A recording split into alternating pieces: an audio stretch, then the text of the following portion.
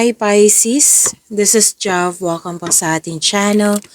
By the way, Pisces, this is your Timeless Gabay Tarot reading.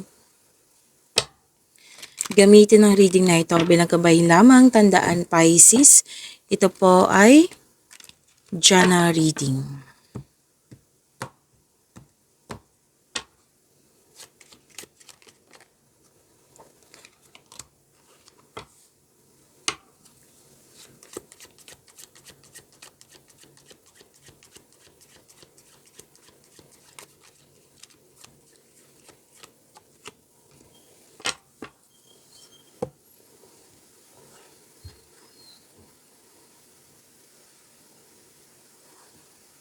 Okay Pisces, kailangan nyo mag-ingat kasi dalawang card po dito nagsabi na may taong hindi totoo sa iyo.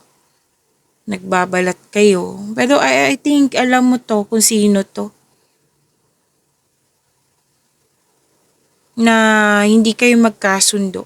Like magkaiba talaga yung ugali nyo. Tutol siya eh. Tutol siya sa iyong desisyon, ideas or plano or yun nga, hindi kayo magkasundo.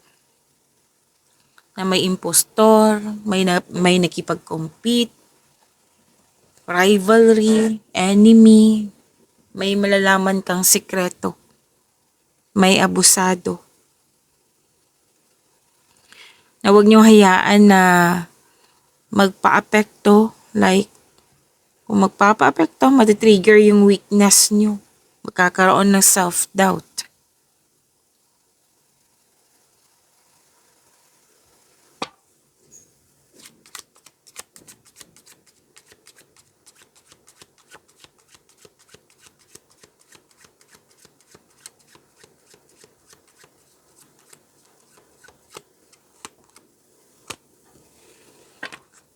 May nagsinungaling, may usapin tungkol sa corruption. Excuse me. Sa corruption, sa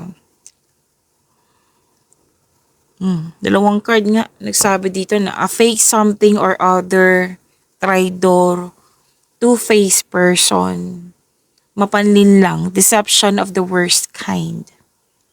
Pwede din po na may sitwasyon dito na trying to cover up some mistake or lies. So may pagkakamali, may mistake, may error, may nakita kong ganyan. May insincere. Andito na naman yung hidden oh. May sekreto nga. May sekreto kayong malalaman. Mabubul ka. May nakita nga ako ditong may sinasabi sa'yo na hindi maganda. So, ingat and pray. I-pray mo kay God. Okay? Hingi kayo ng divine assistance.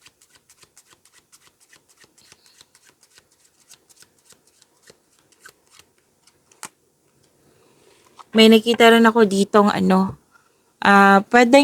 may nakita kong energy na ikaw yung nag-advise. May nakita rin akong energy, ikaw yung binigyan ng advice na kailangan magkaroon ng yung pag-aalaga sa sarili. Like, need for emotional or physical healing. Na pwedeng some of you dito are Pisces doktor. Pero kung ano man to, magkakaroon po ng healing. May nakita nga akong sitwasyon dito na in-advisean talaga na magpa-check up ka sa doktor kasi mukhang kailangan mo ng vitamins para ang doktor magbigay sa iyo ng tamang vitamins for you. Yan. So, need for care. May nag-advise or ikaw yung nag-advise.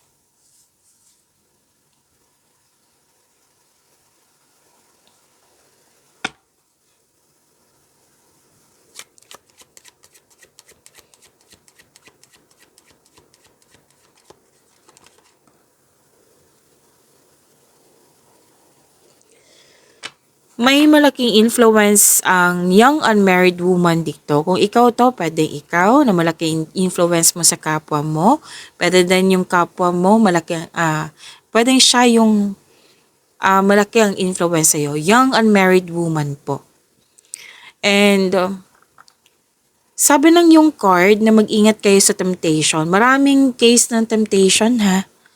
So, ingat sa temptation. Kasi minsan, ang temptation, inaakala natin inspiration ito, pero hindi pala, di ba? So, temptation, mag-ingat sa temptation. Mas piliin niyo po yung inner peace kesa sakit ng ulo. Kasi temptation, sakit ng ulo yan eh. Oo. At kung hindi kayo mag-iingat sa temptation, nakikita ko kasi dito na may guilt, pagsisisi. So now, kung may temptation nagkanap ngayon, so better iwas muna, put limitation, iwas po.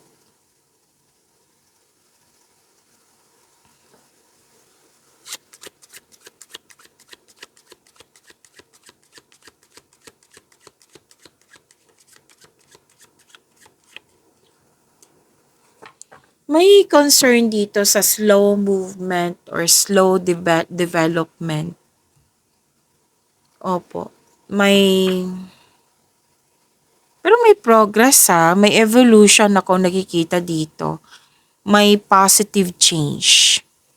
Yes, may positive change akong nakikita dito.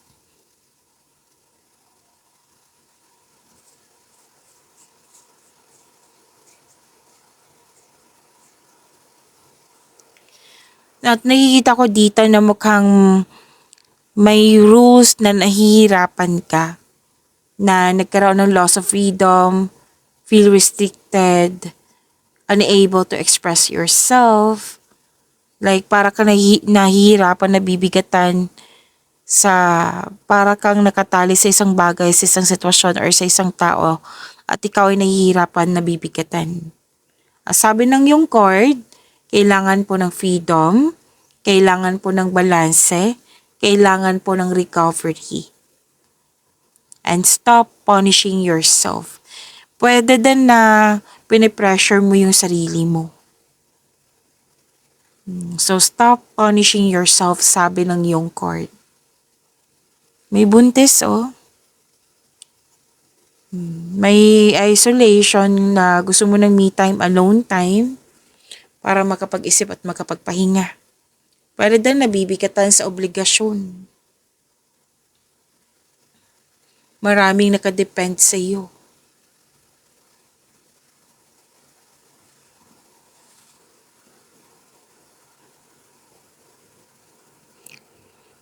Okay.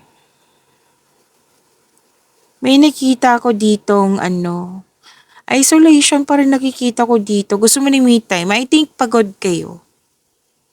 Kasi pag pinipressure mo yung sarili mo, mapapagod kayo niyan eh. Pwede din pagod sa kakaisip.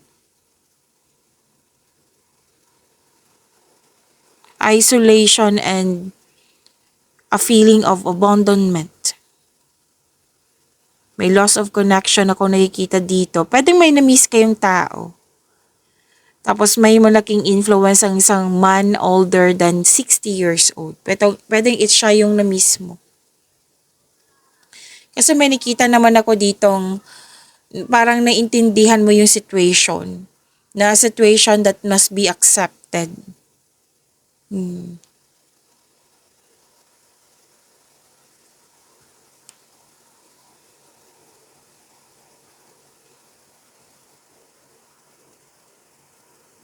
May usapin tungkol sa domestic matters. Domestic matters po.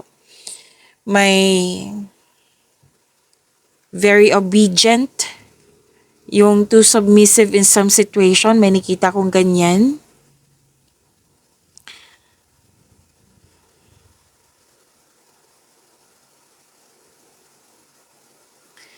May wedding. Or pwede din nag-uusap to tungkol sa marriage contract. May nakita ko ditong another card na naman na may buntis or mabubuntis. May bonding, may agreement, deal, commitment. at business partnership, nag-teamwork, nagtutulungan. May nakita kong kontrata dito.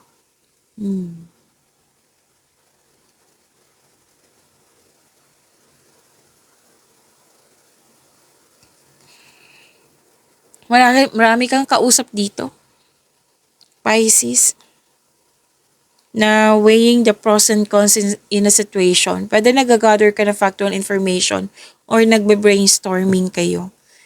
Kasi may nakita rin ako ditong na being put through a test, like ita-test mo kung effective ba. May negotiation din akong nakikita dito. May interview.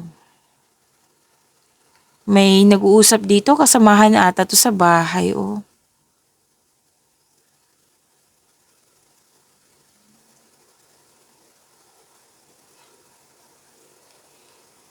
And sabi dito na kasi hindi ka maka-decide kaya ka may mga kausap dito kasi nakikita ko dito you're asking for guidance or advice.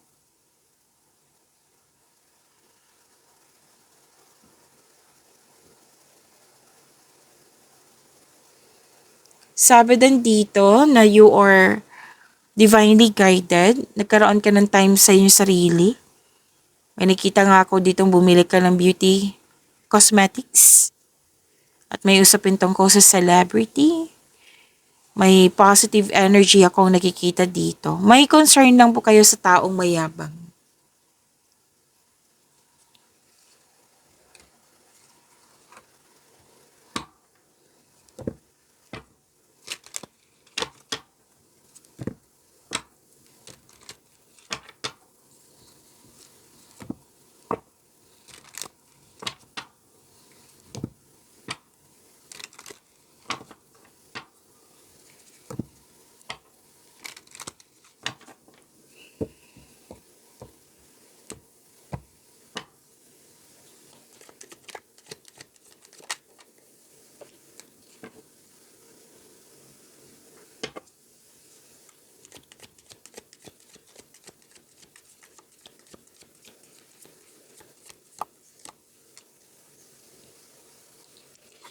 Energy, Pisces. Maraming salamat po sa mga hindi nag-skip ng ads. Subscribe na po kayo sa ating channel at click bell notification para updated po kayo sa reading natin. Para po sa mga gustong magpa-reading po, comment po kayo ng personal reading and check my reply sa comment section.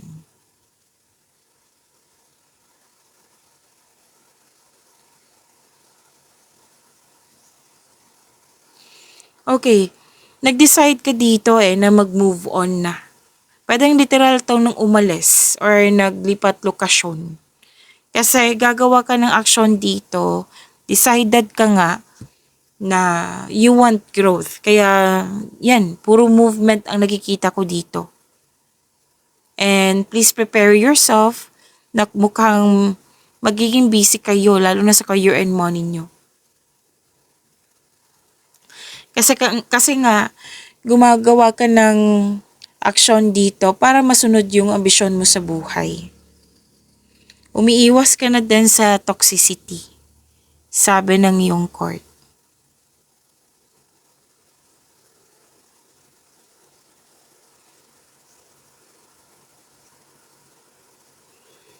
So, persistence, self-reliance. Kung mga gawain to, nakikita ko dito malapit mo nang matapos. Or natapos na kung kailan nyo to napanood. May posibleng may atake, o may andito, o yung enemy na sinasabi ko sa iyo, lumabas siya sa tarot card. May posibleng may atake sa iyo bagamat ikaw ay handa.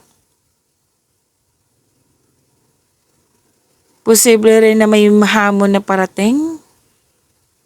At pwedeng delay ito or andito po yung concern mo sa mataas ang ego. Pero bibigyan mo ito ng mahabang pasensya. So nakaramdam ka ng pagod at handa kang sumuko. Pero malapit na Kung gawain talaga to, move forward. Tapusin niyo po ito. Kung pwede po.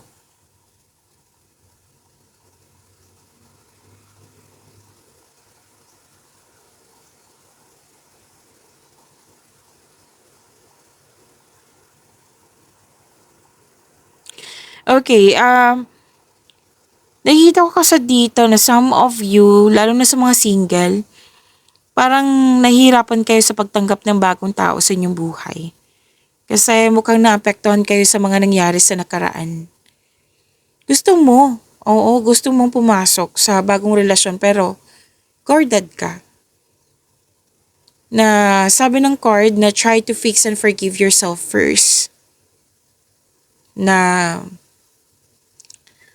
bago tumanggap ng relasyon upang sa gayoy magaan ang iyong pakiramdam at isipan para harapin ang bagong yugto ng iyong buhay sa iyong buhay pag-ibig.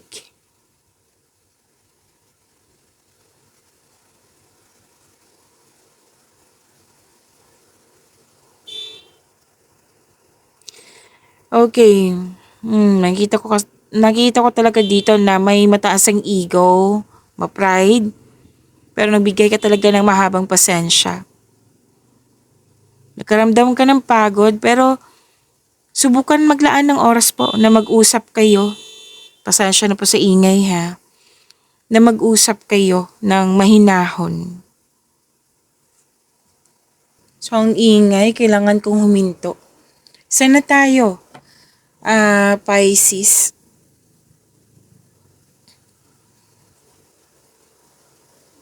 Kung ano man tong distraction na ito, ma-overcome nyo rin to. Basta sabi ng yung card na kung may mga ginagawa kayo,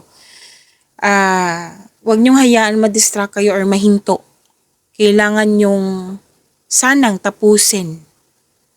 Okay? Tapusin yung mga nag-aantay na gawain.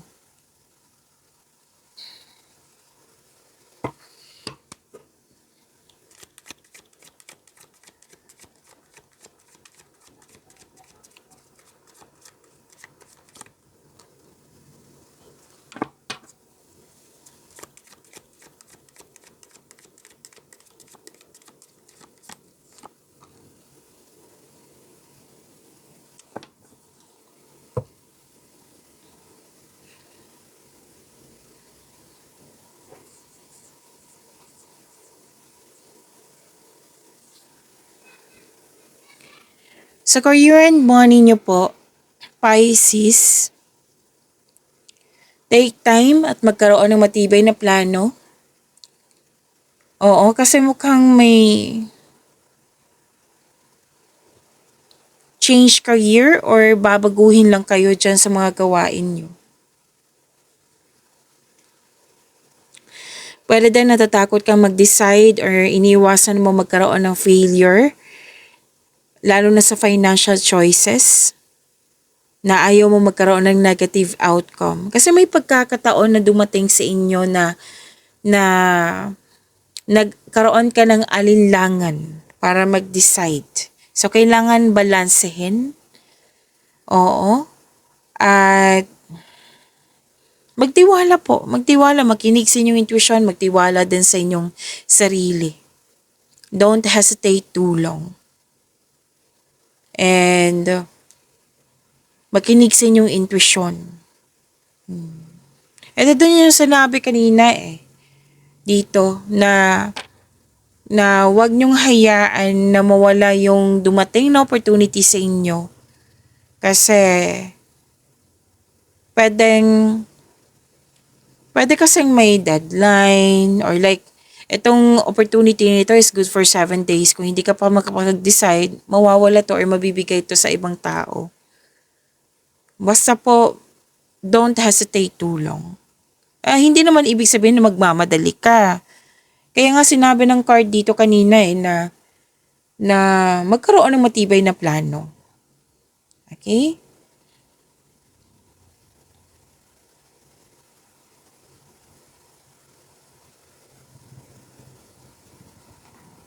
So may parating na job opportunity. Job opportunity or business partnership. Nakita ko rin to kanina. Kasosyo, pwede din po nakipag-teamwork sa iyo. Ang sabi ng yung card, grab mo na itong opportunity na ito kasi may nakita ko ditong financial growth. Basta po, dalawang card na mismo nagsabi dito. Pay attention po, Pisces. na planuhin ng mabuti at sipagan sa araw-araw.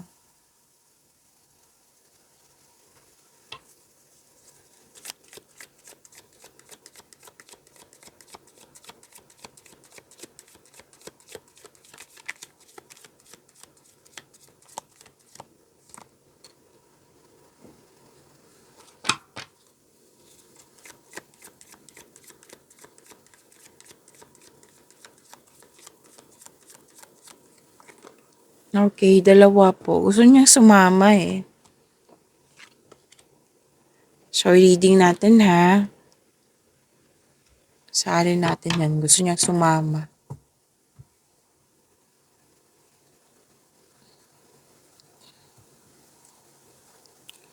Cancer, huwag niyong kalimutan na panoorin niyo po. What I meant is, huwag niyong kalimutan yung mag-subscribe sa channel natin at i-click yung bell notification para updated po kayo sa reading natin.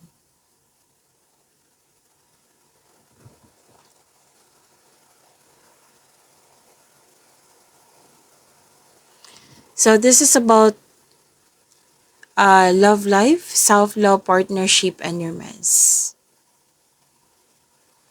Yan. Okay, sabi ng card, masyado po daw kayong busy sa pag-aaral or trabaho. Na aminado naman kayo dito na wala kayong sapat na time for yourself, to your partner, to your family. Maglaan po ng oras. Nakita ko naman dito na some of you na breadwinner, kaya naubusan ng oras. Sabi ng yung card na kailangan ng balance eh. Tamang time for yourself, to your partner, to your family nga. And pwede din nahihirapan or nabibigatan ka kasi nga breadwinner eh. Or someone is relying on you for emotional and financial support. Kailangan nyo mag-usap nito. Na i-refer mo yung concern mo na nahihirapan ka. Kailangan mo ng tulong. So, communication is the key, ay kailangan po. Sabi ng iyong card, Pisces.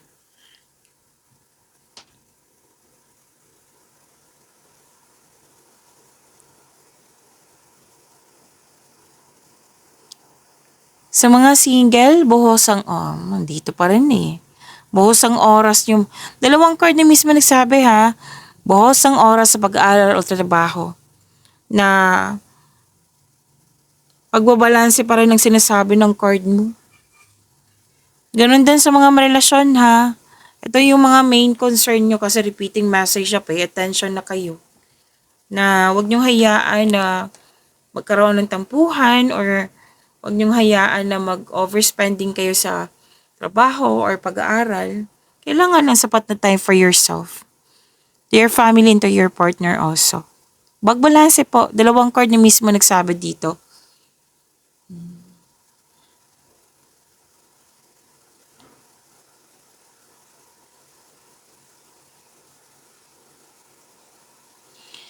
So may parating na partner na mabilis at posibleng bata pa sa iyo or youthful pang attitude. Para sa mga marelasyon sa buhay mag-asawa, excited kayo sa coming monthsary, anniversary, or any kind of celebration. Anyway, Pisces, diba? Oh, happy birthday, Pisces. So may celebration pa rin dito eh.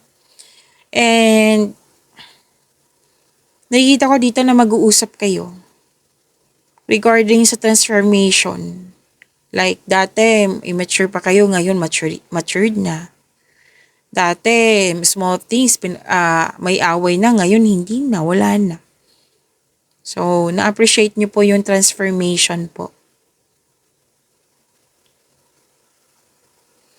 At sabi din dito, na sa mga single, ang ideal type nyo po, stable, grounded, and trustworthy.